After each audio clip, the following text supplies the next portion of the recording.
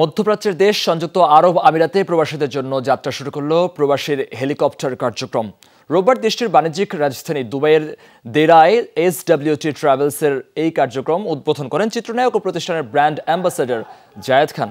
এ সময় আরও উপস্থিত ছিলেন সঙ্গীতশিল্পী প্রতীক হাসান ও প্রতিষ্ঠানের স্বত্বাধিকারী এবং চেয়ারম্যান সাফিউল্লাহ শামী। উদ্বোধনের সময় জায়েদ খান বলেন, প্রবাসীরা দেশে ফেরার পর দ্রুতই বাড়ি পৌঁছাতে চান, কিন্তু দেশের সীমিত আন্তর্জাতিক বিমানবন্দর থাকায় তা সম্ভব হচ্ছে না। এর আগে গত বছরের জুনে ঢাকা থেকে যাত্রা শুরু করে প্রবাসীর হেলিকপ্টার প্রতিষ্ঠান।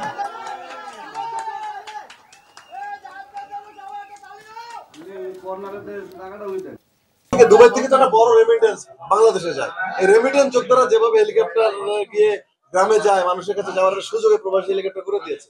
আমি আর সংশ্লিষ্ট সবাইকে, যারা আছেন এমডি থেকে শুরু করে পুরো পরিচালনা পর্ষদ, সবাইকে আন্তরিক ধন্যবাদ জানাই যে বাংলাদেশের মানুষকে স্বপ্নের হাতে আজকে আপনাকে মানুষের স্বপ্ন পূরণ। আমি দেখি এটা আরেক জন্য হবে যে আসলে মানুষ যদি কখনো অসুস্থ হয়ে যায় বা কখনো তার ইমার্জেন্সি থাকে, সেক্ষেত্রে এখন খুব সহজেই কম খরচে, যেটা একসময় অসম্ভব ছিল সেটা এখন সম্ভব হয়েছে এই প্রবাসী হেলিকপ্টার।